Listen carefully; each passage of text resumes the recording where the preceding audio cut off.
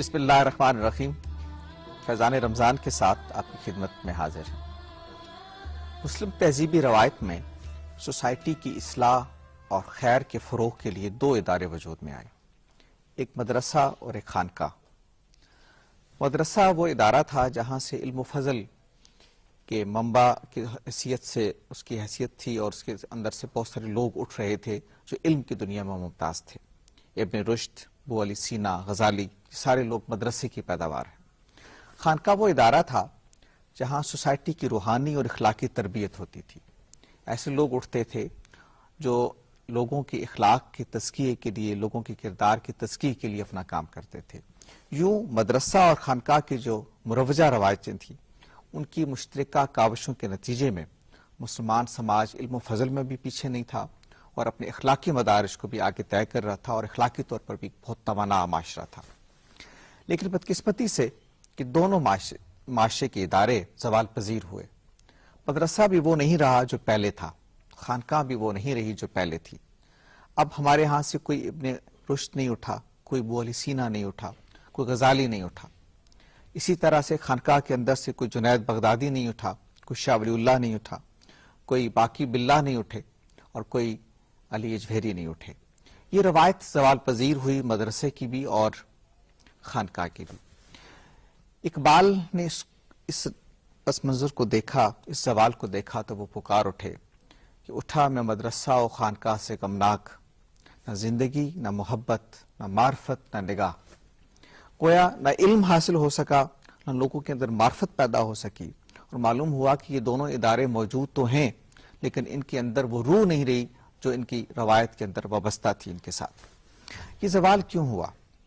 آج جب ہم اسلام کے اندر روحانیت کی بات کرتے ہیں، آج ہم جب اخلاق کی تزکیے کی بات کرتے ہیں، آج ہم جب سماج کی تعمیر کی بات کرتے ہیں تو کیا وجہ ہے کہ نہ مدرسہ ہوتے ہوئے بھی وہ کردار ادا کر رہا ہے اور نہ خانقاہ ہوتے ہوئے بھی وہ کردار ادا کر رہی ہے جس نے اقبال کو پریشان اور غمناک کیا.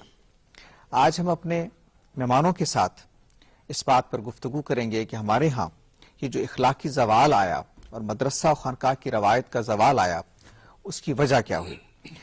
ملک کے ممتاز اہل علم ہمارے ساتھ شریک ہوں گے، ان کی گفتگو ہم سنیں گے، ان کے تجربات زندگی سے استفادہ کریں گے اور خود جن میدان سے ان کا تعلق ہے اس میں جو ان کی مہارت ہے اس کے بارے میں بھی جانیں گے، اور اس کے ساتھ ساتھ اصلاً ہم اس پہ اپنی توجہ مرتکز رکھیں گے کہ سوسائٹی کے اندر اخلاقی زوال کیوں ہوا اور مسلمان ادارے زوال پذیر کیوں ہوئے.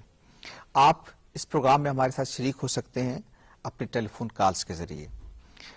مہمانوں سے کوئی سوال کر سکتے ہیں، آپ کی کوئی کمنٹس ہوں تو وہ آپ سامنے لا سکتے ہیں. ہم اپنا فون نمبر آپ کو بیان کیے دیتے ہیں، آپ اس نمبر کو ذہن میں رکھیے اور پھر اپنے ٹیلی فون کالز کے ذریعے اس پروگرام کا حصہ بنیے.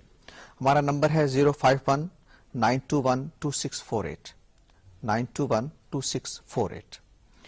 اور پھر مجھے آپ سے یہ بھی عرض کرنا ہے کہ اس پروگرام کے آخر میں ہم آپ کو ایک افطار پارٹی کی روداد بھی سنائیں گے جس کا اہتمام پاکستان ٹیلی ویژن نے کیا ہے لا ریب ان کے تعاون سے، اور عصمت ہاشمانی صاحب ہمارے نمائندے ہمیں وہاں سے بتائیں گے کہ وہاں کس طرح کے لوگ شریک ہیں اور اس دسترخوان کا کیا عالم ہے. مہمانوں کی تعارف سے میں اپنی بات کو آگے بڑھاتا ہوں. ہمارے ساتھ تشریف رکھتے ہیں پیر سعادت علی شاہ صاحب گیلانی. آپ چورا شریف مشہور ہمارے ہاں ایک روحانی درسگاہ ہے، وہاں کے سجادہ نشین ہیں، ایک ذی علم شخصیت ہیں، سوسائٹی کے اندر اصلاح، دعوت اور علمی تربیت کے کاموں میں آپ مصروف رہتے ہیں. ہمارے تیسرے مہمان ہیں حسن الیاس، دین کے ایک نوجوان اسکالر ہیں. آپ دینی جو روایت ہے ہماری مدرسے کی اس کے فارغ و تحصیل ہیں اور اس وقت دنیا کی ایک بڑی یونیورسٹی میں آپ پڑھ رہے ہیں اور اس کے ساتھ ساتھ سوسائٹی کے اندر دعوت اور اصلاح کے کاموں میں بھی آپ مصروف رہتے ہیں. حسن، ہم آپ کی طرف بڑھتے ہیں. جس خانقاہ روایت کی میں بات کر رہا ہوں کہ وہ سوسائٹی کی تزکیے کے لیے، اخلاق کی تعمیر کے لیے کام کر رہی تھی، وہ روایت اصل میں تھی کیا؟ یعنی اس کے خد و خال کیا تھے؟ پہلے تو وہ تو واضح ہو، پھر ہم آگے اس کی اصلاح کی بات کریں. دیکھیے خوش صاحب، جب سے اللہ تعالیٰ نے اس کائنات کو تخلیق کیا ہے اللہ تعالیٰ نے اس کے مقاصد کی تعین بھی کر دی ہے.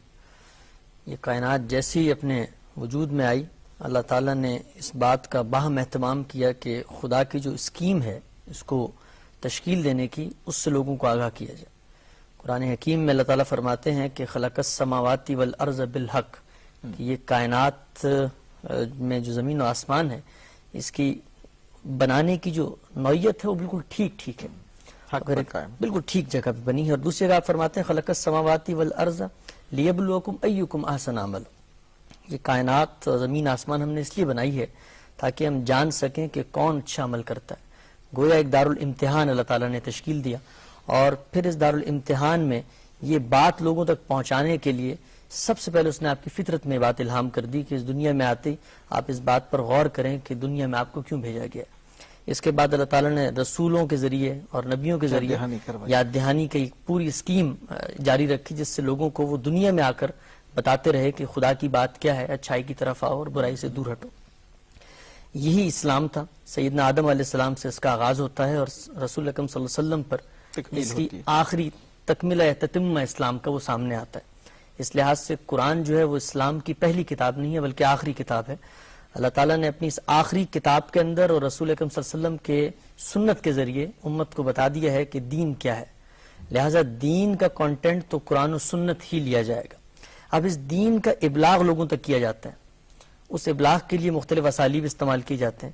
اس میں وہ کیا فریم ورک ہیں جس کے ذریعے سے آپ اس انذار کو، تذکیر کو، خدا کی یاد دہانی کو، خدا کی باتوں کو لوگوں تک ابلاغ کرتے ہیں. اس میں ایک ذریعہ تصوف بھی ہے. تصوف اصلاً لوگوں کو دین کے ابلاغ کے میڈیم فراہم کرتا ہے. اور یہ بڑی اہم بات ہے. میں عرض کر رہا تھا کہ دین اللہ تعالیٰ نے جب دیا تو وہ دو ہی چیزوں پر مشتمل ہے، ایک ایمان اور عمل. ایمان میں خدا تعالیٰ پر ایمان، آخرت پر ایمان اور رسول پر ایمان. اس سے آپ کو جینے کی وہ صلاحیت فراہم ہوتی ہے اور زندگی کی اسکیم سمجھنے میں مدد ملتی ہے. اس کا دوسرا پہلو یہ ہے کہ اس کے بعد خدا کی منشا کیا ہے، اس کی یافت کی جائے، اس کی خواہش کیا ہے، اسے دریافت کیا جائے. یہ پیراہا جو ہے وہ شریعت کا ہے. تو عمل میں جو چیزیں آتی ہیں وہ قرآن نے اور سنت کے ذریعے ہمیں دے دی گئی ہیں. تو ایمان و عمل یہ دو ہی چیزوں کا نام دین ہے. رسول اکرم صلی اللہ علیہ وسلم کے دور میں آپ نے جس طرح صحابہ کی تربیت کی وہ بہت فطری انداز تھا. اس میں آپ ان کے اندر سے بات کو اٹھاتے تھے اور ان فکری مقدمات کو جگانے کے بعد اس کو ایک شریعت کے قالب میں بیان کر دیتے تھے. یعنی کہ خدا کا تصور ان میں جگا دیا، ان میں تذکیر کر دی. اب خدا کی یاد دہانی کو انہوں نے برقرار رکھنا ہے تو آپ نے ان کو بتا دیا کہ نماز پڑھنی ہے. قرآن نے بھی یہی فطری طریقہ اختیار کیا. اس نے بتایا کہ آپ نماز قائم کیجئے. اور کیوں قائم کیجئے؟ اقیم الصلاۃ لذکری، تاکہ میری یاد دہانی قائم ہو. یہ بہت فطری طریقہ تھا، یہ چلتا رہا. لیکن کچھ ہی عرصے بعد اس کے اوپر قانونیت کا پہلو غالب آنا شروع ہو گیا. لوگوں نے قانون کے دائرے میں آ کر چیزوں کو گنتی کر کے ان پر عمل کروانے کے لیے لوگوں پہ زور دینا شروع کر دیا. اس میں فقہی مشگافیاں اور قانونی پہلو پہ غلبہ پا لیا. تو ایسے میں کچھ صاحبان علم و فضل کو یہ خیال ہوا اور انہوں نے مادہ پرستی اور سیاست طلبی سے درکنار اپنے آپ کو کنارہ کشی کی طرف لے گئے. وہ اور خدا پرستی اور اصل میں ربانی لگاؤ کی جو ایسنس ہے، جو اس کا روح ہے، جوہر ہے، اس کی طرف لوگوں کو متوجہ کرنے کی کوشش کی. تصوف کی اصطلاح ہم استعمال کرتے ہیں. یہ صوف اصل میں اس سے مشتق ہے. یہ کہا جاتا ہے اون کو. تو وہ حضرات عام طور پہ وہ ظاہری زیب و زینت اختیار نہیں کرتے تھے بلکہ لباس ہی سے ان کی سادگی عیاں ہو جاتی تھی. ان کا طریقہ کار یہ تھا کہ وہ لوگوں کو براہ راست تعلق قائم کرتے تھے. کیونکہ دیکھیے جو عام آدمی ہوتا ہے اس کے مسائل بہت عملی نوعیت کے ہوتے ہیں. وہ یقیناً مذہب سے کی طرف متوجہ بھی ہوتا ہے، اس کے کچھ سوالات بھی ہوتے ہیں، لیکن وہ عملی جوابات چاہ رہا ہوتا ہے. تو ان لوگوں کا جو طریقہ تھا وہ بہت ہی جاندار اس صورت میں تھا کہ یہ ہر فرد سے اس کی نفسیات سے متعلق ہو کر مخاطب ہوتے تھے. کہا جاتا ہے کہ اچھا صوفی وہی ہوتا ہے جو اچھا سائیکیٹرسٹ ہو، جو اچھا نفسیات دان ہو.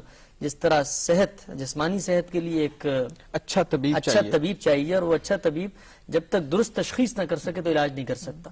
تو ہمارے صوفیاء کا یہ طرز عمل تھا کہ وہ فرد سے تعلق قائم کرتے تھے. وہ دیکھتے تھے کہ اس کا جو یہ روحانی مرض ہے، ظاہری بات ہے انسان ہے، جس طرح اس کو جسمانی امراض لاحق ہوتے ہیں اس طرح روحانی امراض بھی لاحق ہوتے ہیں. اس کا نفس آلودہ ہو جاتا ہے، اس کے دل کے اوپر علائشیں آ جاتی ہیں. تو وہ ان محرکات اور ان علل کو جاننے کی کوشش کرتے تھے کہ کیا وجہ ہے جس کی وجہ سے مرض اس میں آ رہا ہے. ظاہری بات ہے کہ ہر شخص میں اس کی وجوہات مختلف ہوتی ہیں. اور تشخیص کے بعد تشخیص کے بعد علاج کے لیے یہ بہت ضروری ہے کہ آپ فرد کی صلاحیت دیکھ کر علاج کریں. تو یہ ابتدا ہوئی تصوف سے کہ وہ فرد سے تعلق قائم کر وہ جو بنیادی اللہ کے ساتھ فرد کا تعلق ٹوٹ رہا تھا اور قانون کا غلبہ تھا اور سیاست کا غلبہ تھا، اس سے دوبارہ اللہ کے ساتھ جوڑنے کی ایک موومنٹ کے طور پر جوڑنے کی موومنٹ شروع کی. اور اس موومنٹ میں جو چیز غالب تھی وہ محبت تھی. خدا کی طرف آپ محبت کے ساتھ متوجہ ہوں، خدا کی رحمت اور اس کی اور اسی کو آپ سوسائٹی میں بانٹتے ہیں، اسی محبت کو بھی بانٹتے ہیں. بالکل ایسی. باقی کیا وجوہات ہو گئیں، یہ بات آگے چلے. حسن صاحب، تصوف کی روایت کی ہم بات کر رہے ہیں. ابھی میں نے ذکر کیا کہ کچھ نئے رجحانات بھی پیدا ہو رہے ہیں. سوسائٹی میں ہم دیکھتے ہیں کہ تصوف کے نام پر لوگ کچھ شارٹ کٹس کی تلاش میں رہتے ہیں. میں سمجھتا ہوں تصوف مجھے کوئی وظیفہ ہاتھ آ جائے تو میری ساری منازل آسان ہو جائیں. تصوف صوفی کا رول میری زندگی میں یہ رہ گیا ہے کہ مجھے کوئی نوکری نہیں مل گئی تو مجھے کوئی وظیفہ بتا دے تو میری نوکری مل جائے. وہ مجھے کوئی اگر رشتہ نہیں ہو رہا تو مجھے کوئی وظیفہ بتا دے میرا رشتہ ہو جائے. اس طرح کی دنیاوی کاموں میں وہ معاونت کے لیے میں صوفی کی طرف، اپنی خانقاہ کے، اپنے پیر کی طرف رجوع کرتا ہوں. لیکن ٹریڈیشنلی تو وہ اس لیے تھا کہ وہ تو میرا مرشد تھا، وہ تو میری اخلاقی تزکیے کے لیے تھا. یہ کیا آپ سمجھتے ہیں کہ ری ڈیفائن ہو رہا ہے یہ رشتہ مرشد کا اور مرید کا موجودہ حالات میں؟ جی ایسا ہو گیا ہے، اور اس کی وجوہات پہ جب میں غور کرتا ہوں تو 4 باتیں سامنے آتی ہیں. دیکھیے تصوف نے ہمیشہ فرد پہ توجہ دی ہے، فرد سے معاملہ کیا ہے اور فطرت کے اصولوں کے اوپر اس کی تربیت کا اہتمام کیا ہے. میں آپ کو مثال دیتا ہوں کہ خواجہ فرید صاحب شکرگنج علیہ رحمہ کے پاس ایک صاحب آئے اور وہ اپنے علاقے سے ایک کینچی ان کے لیے تحفے میں لے آئے کہ ہمارے علاقے کی صنعت میں کینچی بنتی ہے. تو انہوں نے اس کینچی کو دیکھا اور کہا کہ تم یہ کینچی لے کر آئے ہو میرے لیے، یہ تو کاٹتی ہے، تم سوئی اور دھاگا لاتے ہو جو جوڑتی ہے. اب دیکھیے نا کہ فرد کے ساتھ جب آپ گفتگو کرتے ہیں تو پھر فرد کے مخاطب کے نفسیاتی زاویوں کو، ذہنی ساخت کو سمجھ کر پھر آپ گفتگو کرتے ہیں. تصوف کا یہی امتیاز تھا. کیا وجہ ہو گئی؟ سب سے پہلی وجہ یہ ہے کہ خانقاہیں آج بھی موجود ہیں. دیکھیے بر صغیر کے اندر جتنے بڑے صوفیاء گزرے ہیں ان سب کی جو خانقاہیں تھیں وہ موجود ہیں. معین الدین اجمیری ہوں، داتا بگ بخش ہوں، لال شہباز قلندر ہوں، یا سچل سرمست ہوں، شاہ عبداللطیف بٹھائی ہوں. لیکن وہ خانقاہوں سے زیادہ درگاہیں بن گئی ہیں. وہاں پر جو تربیت کا عمل ہوتا تھا وہ بالکل مفقود ہو گیا. صوفی کا تو رابطہ ہوتا ہے براہ راست آدمی سے، اور اس رابطے کے اندر صوفی اپنے آپ کو فنا کر دیتا ہے. یعنی کہ اس کی زندگی پھر لوگوں کے لیے وقف ہوتی ہے، اس کو پھر اپنی ذاتی عشرت پسندی سے یا آسائشوں سے کوئی سروکار نہیں ہوتا. اور رات کو 3 بجے بھی کوئی سالک آ جائے، دروازہ کھٹکھٹائے تو اس کی تربیت کے لیے ہمہ وقت کھڑا ہوتا ہے. یہ پہلی وجہ تھی کہ صوفیوں کے اندر سے آج کے عہد میں وہ سیکریفائز کا جذبہ ختم ہوتا جا رہا ہے. دوسری وجہ یہ ہے کہ تصوف نے ایک بہت جاندار لٹریچر پروڈیوس کی ہے. تصوف کی کتابیں مثال کے طور پہ آپ یہ دیکھیے کہ امام غزالی کی احیاء العلوم ہے، اس کا خلاصہ ہے کہ میں سعادت، یا وارف المعارف ہے، یا کشف المحجوب ہے.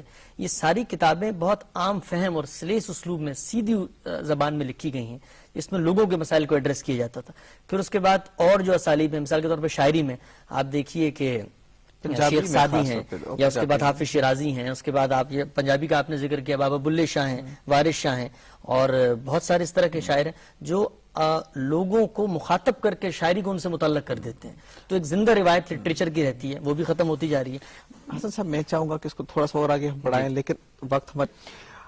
حسن صاحب آپ بتا رہے تھے کہ وہ عوامل کیا ہیں جن کی وجہ سے تصوف کی روایت کے اندر رجحانات تبدیل ہوئے. آپ نے جیسے ذکر کیا کہ صوفی کے اندر وہ جو اپنی ذات کو فراموش کر دینے کا احساس تھا وہ کم ہوا، اور کچھ اور اسباب بھی آپ گفتگو کر رہے ہیں. میں دوسرا پہلو یہ بتا رہا تھا کہ جو لٹریچر تصوف نے ہمیں فراہم کیا وہ اس کا جو ترسیل کا سلسلہ تھا وہ رک گیا. یعنی کہ ہر عہد کے ساتھ اس عہد کے علم الکلام میں ایک نیا لٹریچر وجود میں آنا چاہیے. ایسا نہیں ہوا، بلکہ عہد حاضر میں تصوف کے موضوع کے اوپر جن لوگوں نے لکھا بھی وہ زیادہ تر وہ تھے جو روایتی تصوف سے، روایتی صوفیت سے وابستہ نہیں تھے. مثال کے طور پر اشفاق صاحب ہیں پاکستان کے اندر، یا ترکی میں دیکھیں فتح اللہ گولن ہیں. یہ سارے جدید پڑھے لکھے لوگ ہیں، انہوں نے تصوف کو جدید اسلوب میں پیش کیا اور اس کا غیر معمولی اثر بھی تھا لوگوں میں. لیکن جو ہمارے روایتی صوفی تھے انہوں نے اس پہ کوئی توجہ نہیں تھی. اس کے بعد جو تیسرا اہم پہلو ہے وہ یہ ہے کہ تصوف کی روایت کبھی بھی کسی خاص دینی یا مسلکی تعبیر کی پابند نہیں رہی. ٹھیک ہے. یعنی کہ تصوف کا دین ہمگیر ہوتا ہے، وہ محبت میں مبنی ہوتا ہے. صوفی کے پاس کسی بھی فرقے سے تعلق رکھنے والا، یہاں تک کہ کسی بھی مذہب سے تعلق رکھنے والا آدمی آتا ہے اور صوفی اس کے ساتھ بیٹھتا ہے، اکوموڈیٹو ہوتا ہے. صوفی کبھی فتویٰ نہیں لگاتا، صوفی محبت کی بات کرتا ہے، اس کو بتاتا ہے، اپنی بات اس کے سامنے رکھتا ہے. لیکن ہمارے ہاں یہ ہو گیا کہ یہاں پر تفریق سوسائٹی میں بڑھتی چلی گئی، تعصبات اور فرقہ پرستی بھی بڑھتی چلی گئی. اس کے نتیجے میں تصوف کے علاقائی ورژن سامنے آنا شروع ہو گئے. مثال کے طور پہ دیوبندی تہذیب ہمارے بر صغیر میں ہے، اور یہاں پر ان کے اندر اکابرین کی بہت غیر معمولی حیثیت ہے. تو جو تصوف دیوبند سے پروان چڑھا اس کے اندر پھر دیوبندی تعبیر دین پر بہت اصرار ہے. اس طرح اگر بریلوی ہیں تو ان پہ اصرار ہے.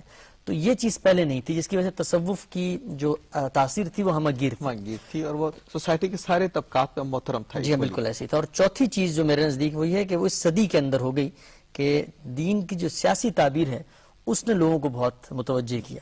یعنی کہ اس صدی ہی کے اندر، گزشتہ صدی میں خاص کر، مسلمان اپنے انحطاط کے آخری دور تک پہنچ گیا، یعنی کہ انجام ہو گیا، ان کی خلافت کا بھی خاتمہ ہو گیا اور ان کا جو ایک سیاسی اثر رسوخ تھا وہ بھی ختم ہونا شروع ہو گیا۔ اس کے بعد جو دین کی سیاسی تعبیر پیش کی گئی وہ نوجوانوں کے لیے بالخصوص بہت ہی زیادہ اٹریکٹیو تھی، کیونکہ آپ دیکھیے کہ جب آپ شکست خوردہ ہو جائیں تو اس کے بعد آپ شارٹ کٹس ہی تلاش کرتے ہیں، تو ان لوگ اس دین کی سیاسی تعبیر نے ان کو بہت متاثر کیا، ان کے جذبات کو بہت فروغ دیا، تو وہ اس سے وابستہ ہو گئے۔ یہ بھی وجہ تھی کہ تصوف کا وہ اثر رسوخ قائم نہیں رہ سکا۔ لیکن عہد حاضر میں ایسا ہے کہ لوگ موجود ہیں، بہت اچھے صوفیہ بھی ہیں اور جو مسلکی تعبیر پہ اصرار بھی نہیں کرتے، اور میرے نزدیک یہی فطری طریقہ ہے اور اسی پر اگر چلا جائے تو یہ بہت مفید ہو سکتا ہے۔ دیکھیے نا، خانقاہ اصل میں کیا کرتی ہے؟ جدید ذرائع ابلاغ ہیں، مطلب ہم یہاں بات کر رہے ہیں کہاں کہاں تک اس کا ابلاغ ہو رہا ہے، لیکن خانقاہ کے اندر اس شخص کی صحبت ہی بدل جاتی ہے، یعنی کہ اپنی زندگی کی جو شب و روز جو معمولات ہوتے ہیں اس سے کٹ کے ایک جگہ پر آ جاتا ہے۔ تربیت کے لیے صحبت کا بڑا دخل ہے، بہت دخل ہے، کتابی علم سے شاید آپ علم تو سیکھ لیتے ہیں لیکن وہ جو کردار کے اندر تبدیلی چاہیے وہ نہیں ہوگی، وہ صحبت سے پیدا ہوتی ہے۔ وہ صحبت سے پیدا ہوتی ہے اور اس کے لیے آپ کو اپنی روٹین سے ذرا ہٹنا پڑتا ہے، یعنی کہ جو معاشرے نے آپ کے اوپر کیا ہوا ہے اس کے لیے آپ کو تزکیہ نفس کی کچھ منازل طے کرنی پڑتی ہیں، تو روایتی طریقے سے ہٹ کے کرنا پڑتا ہے۔ تو ہمارے تصوف نے اس باب میں بہت غیر معمولی کردار ادا کیا ہے۔ میں آپ کو مثال دیتا ہوں کہ وہ کس طرح چیزوں میں لوگوں کو متوجہ کرتے ہیں۔ امام غزالی بہت بڑے صوفی ہیں، بہت بڑے عالم بھی ہیں، انہوں نے تکبر کے اوپر گفتگو کی اور وہ یہ بتاتے ہیں کہ آپ کے اندر تکبر کا ایک مرض ہوتا ہے، اس کی تشخیص کیسے ہوتی ہے اور اس سے دوری کیسے اختیار کی جا سکتی ہے۔ وہ کہتے ہیں کوئی بھی شخص دنیا میں اگر کسی سے ملتا ہے تو دو ہی صورتیں ہو سکتی ہیں، جس سے وہ شخص مل رہا ہے یا تو وہ اس سے عمر میں بڑا ہوگا یا عمر میں چھوٹا ہوگا۔ تو اگر تو وہ عمر میں بڑا ہے تو اس شخص کو یہ غور کرنا چاہیے کہ جو عمر میں بڑا ہے اس کو نیکی کرنے کا وقت زیادہ مل گیا ہوگا، اور دوسری صورت یہ کہ آپ عمر میں بڑے ہیں تو اگر آپ عمر میں بڑے ہیں تو یہ خیال کیجئے کہ آپ نے گناہ زیادہ کیے ہوں گے۔ پھر دو ہی صورتیں ہیں کہ یا تو وہ زیادہ جاننے والا ہوگا، عالم ہوگا، یا آپ زیادہ ہوں گے۔ اگر وہ زیادہ جاننے والا ہے تو پھر اس کے گن گائیے، اور اگر آپ زیادہ جاننے والے ہیں تو اپنی خیر منائیے کہ اگر جانتے ہوئے آپ نے کوئی گناہ کر دیا ہوگا تو اس کا وبال بھی زیادہ ہوگا۔ دیکھیے یہ جو اسلوب ہے، اس اسلوب میں کسی پہ تنقید نہیں ہے، اس اسلوب میں کسی کی نفی نہیں ہے، اس اسلوب میں اس کا جو اپنا مرض ہے اس کی تشخیص ذات کی طرف بہت اہم بات آپ نے کہی، اور میں